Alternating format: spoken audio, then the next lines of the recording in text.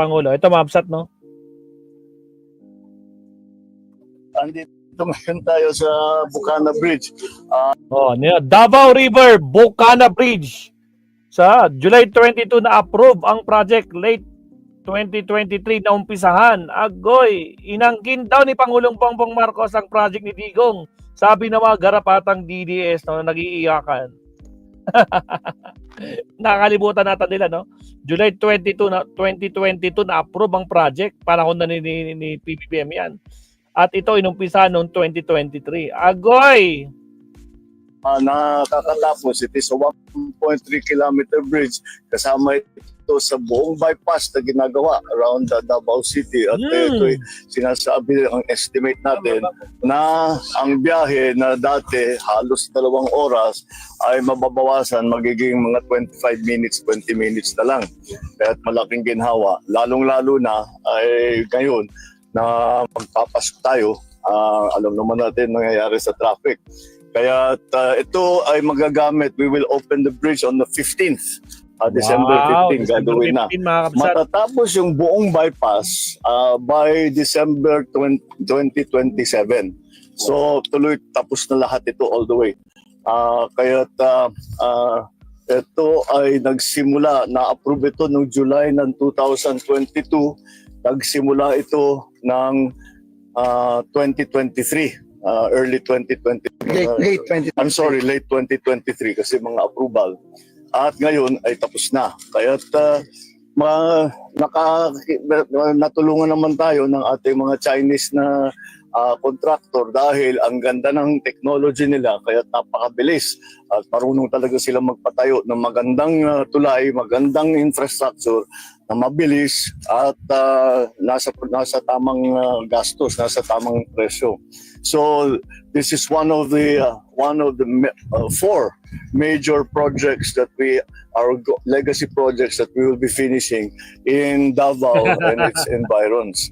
So nakatapos na tayo yung marami na. Naku, Pangulo, ayaw ng mga garapatang naririnig yan pag magiging 4 of the main legacy ni Pangulong Bongbong Marcos. Bakit yan sa Davao? Magagalit sila dyan. Bakit dyan pa mismo sa Davao City, no?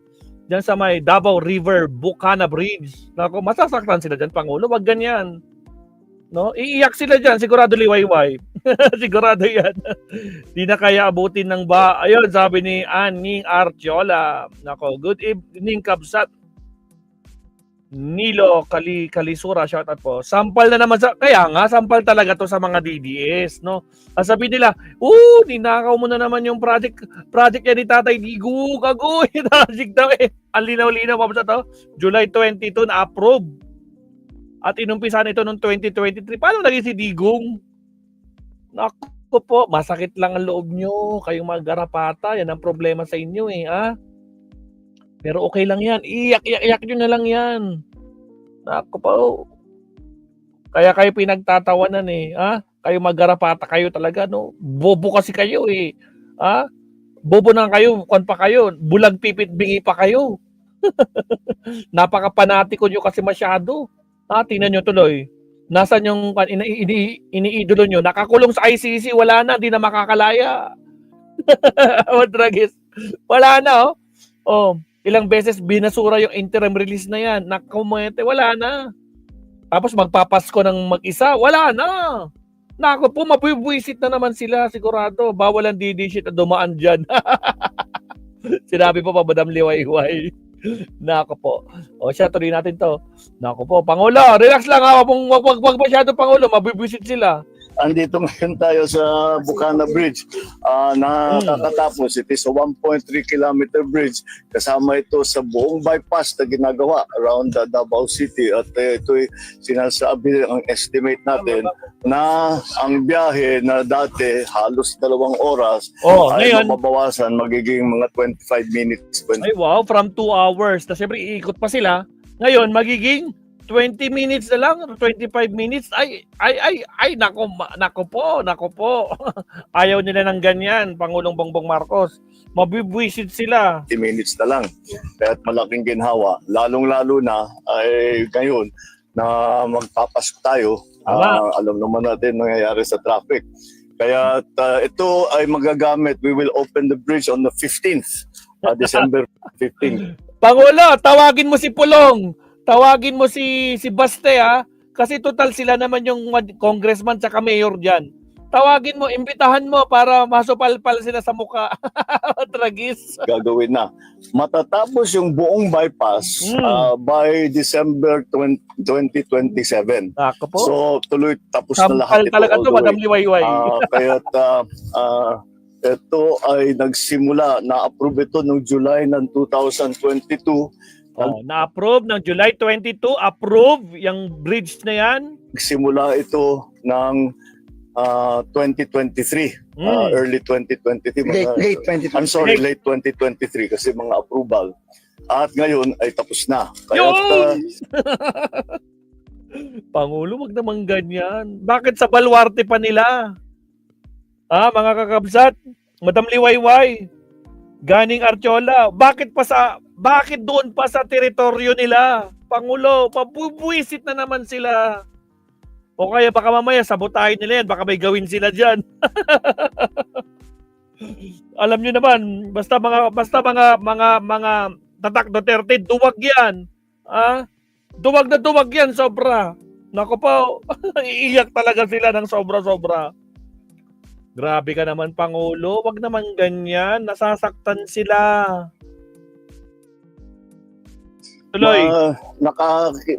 Natulungan naman tayo ng ating mga Chinese na contractor dahil ang ganda ng technology nila kaya napakabilis at marunong talaga sila magpatayo ng magandang tulay, magandang infrastructure na mabilis at nasa tamang gastos, nasa tamang presyo. So this is one of the four major projects One of the four major projects that our legacy projects that we will be finishing in Davao and its environs. one of the four main project of the BBM legacy diyan sa Davao. Nako, Pangulo, mabubuisit sila pag ganyan. Wag ganyan. Pangulo naman eh. Alam mo naman, di ba, G sila sa'yo. Pero bakit sa Davao pa? Oh my G. Magsiiyakan kayo, mga garapata kayo eh. So nakatapos na tayo marami na tayong nabuksan na section dito. Yun. And this will be now another major part of this bypass road. So I'm congratulating the DPWH for their good attention to this matter, and lahat ng nagtrabaho rito, congratulations, at we're looking forward to December 15 kung kailan meron ng dadaan na traffic dito. Yun. O, di ba, Mabsan? Ang ganda na naman ng balita, pero ayaw na mga garapata yan, mabibisit sila. Di ba? O, silipin nga natin dito, ano ba nangyari dyan, Pangulo? Ito, basahin natin ito. Naka pa, ayun Ang ganda naman, Pangulo. Meeting tagumpay sa Davao City, mga kakabsat. Ayan, China and localized project for Davao River Bridge, Bakuna Bridge. Ay, wow. Ganda-ganda naman. O, di ba? Tapos sasabihin ng mga garapata, inangkin mo naman, Project ni Digong, anak na kayo ng kamote. Oo. Itong mga garapatang to, kung makapag-claim sila, akala mo may laman. Nako po. O paano ba yan? So palpal na naman sila. No? Mas mabilis na daloy ng serbisyo, trabaho at kabuhayan ang inaasahan sa Davao City. Wow! Grabe si Pangulo pagmamahalin sa Davao Sa pagbubukas ng 1.34 kilometers 1.4 kilometers Davao River, Bakuna Bridge. Inaasahang makakadaan ang higit na 14,000 na sasakyan kada araw. At ang biyahe na dating umaabot lang ng 2 oras, ngayon magiging 20 to 25 na lang na minuto na lamang ang pagdating sa Disyembre 15. Wow, grabe naman si Pangulo. Isinagawa ang proyekto mula November 2023 hanggang Nobyembre 2025. At buong na isa katuparan sa panahon ng administrasyon ni Pangulong Bongbong Marcos. Bilang mahalagang bahagi ng Davao City Coastal Bypass Road. Ay, grabe, TGR 2K25, wala na. Nako, Cora Vidal, mabibwisit sila. Allen Valencia, shout out. Sigurado hindi sila makakatulog nito, ha? Yung mga garapata, lalo na si Pulong tsaka si Baste, hindi sila makakatulog nito, no? Talagang, sabi niya, putragis tong si BBM, sinasadya niya talagang maggawa ng project dito sa lugar ko, ha? Putragis. Shout out po sa mga bagong pasok. Nako po, nagsisiiyakan na naman ng mga garapata. Nako po. Check pa natin dito. Meron pa tayong ganyan, no? Pakita natin ito. Ito. Article, saan to? President Communications, President Marcos inspect Bukana Bridge in Davao City ahead of December 12 opening.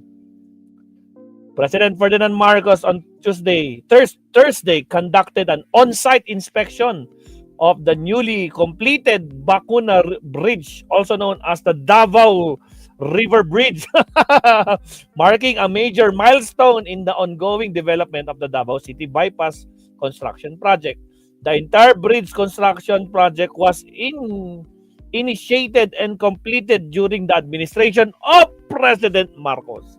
In his brief remarks, President Marcos said that the 1.3-kilometer bridge is expected to dramatically ease the target congestion in downtown Davao City and spur economic activity in the region. Ito'y sinasabing estimated natin ay biyahe na halos 2 oras, papabawasan, magiging 25 minutes or 20 minutes na lang, sabi ni Pangulong Bongbong Marcos. Kaya malaking ginhawa, lalong-lalo na ngayon na magpapasko. Alam naman natin na mangyayari ay sa traffic, the President added. The President Marcos announced that the bridge will be officially open to motorists on December 15, just in time for the Christmas holiday. The project began in the late 2023. So this is one of the 4 major one of the 4 majors that we are legacy projects that we will be finishing in Davao alone. And it is in environs. Marami na tayong nabuksan na section dito, and this will be now another major part of the bypass road. The chief executive noted that the entire Davao City bypass project will be completed in December 2025. President Marcos, meanwhile, commended the Chinese contractors, whose technology and efficient contributed to the fast completion of the bridge. Kaya natulungan naman tayo ng ating mga Chinese contractor dahil sa mga magagandang technology nila. Kaya napabilis at marunong talaga silang magpatayo ng magagandang tulay, magandang infrastructure at mabilis, nasa tamang gastos, nasa tamang presyo, hindi overpriced. Allen Valencia, nako po, mag-iiyakan sila. No? Lalo silang galit kasi nakagagawa na naman ng maganda, tinatawag nilang bangag. Kaya nga, Cora Vidal, mabibisit talaga sila. No? Or baka mamaya, pinagawa ni BBM, huwag tayo dumaan dyan. Di wag, umikot kayo. Mga garapata kayo eh. Nako po. And our legacy that will be finished in Davao and its environment, marami na tayong napagawa. And then the chief executive that the entire Davao City bypass will be complete December 7. President Marcos, meanwhile, commended the Chinese contractors. Kaya natulungan tayo ng mga Chinese contractors. Ang ganda na kanilang technology nila sa napakabilis. President Marcos also thanked the Department of Public Works of DPWH and all the workers involved in the project. The 3.1 billion Bacuna Bridge project will connect Barangay 76A, Bacuna, and Matina Aplaya, providing motorists safer and faster alternate route. It can accommodate up to 14,000 vehicles daily. Once the operational, and bridge is expected to improve daily travel, accelerate regional development, and create new economic opportunities for Davaoenos. Funded through China official development assistance, the bridge features 480 meter 6-span extra Extra doses construction supposedly 860 meters to approach road. If it is equipped with pedestrian walkway and shared use spot for cyclists, reflecting the administration push for a safer and more inclusive infrastructure. Wow naman, Pangulo! Lalo silang mabibisit pag ganyan. Masasaktan sila ng sobra ganyan, Pangulong Bongbong Marcos. Ayaw nila ng ganyan. Knowing them, mabibwisit talaga sila. May pakpak na naman ng mga DD kasi mga demonyo sila kabsat. Ayun lang, liwayway, naspak. Diba? Kaya nako po, mag-ingat-ingat, no? Baka mamaya may plano silang gawin dyan. Nako po, mag-ingat. Ay, alam nyo naman, ang utak nila, no? Ayaw nilang nasasapawan. Nasasaktan sila. Nanggigigil sila talaga sobra. O, di ba? Nako po. O siya, pag-usapan natin tong topic natin, Mabsat. Pulong! Dahil nasa Davao na, pag-usapan na natin itong si Pulong, Mabsat. Pero bago yan, syempre, countdown muna tayo. Maraming salamat po. Again, sa mga bago pasok dyan, huwag kalimutan mag-like and subscribe. Subtopic na tayo. Dito tayo kay Pulong at kay Marcos. Ano yon? Here we go.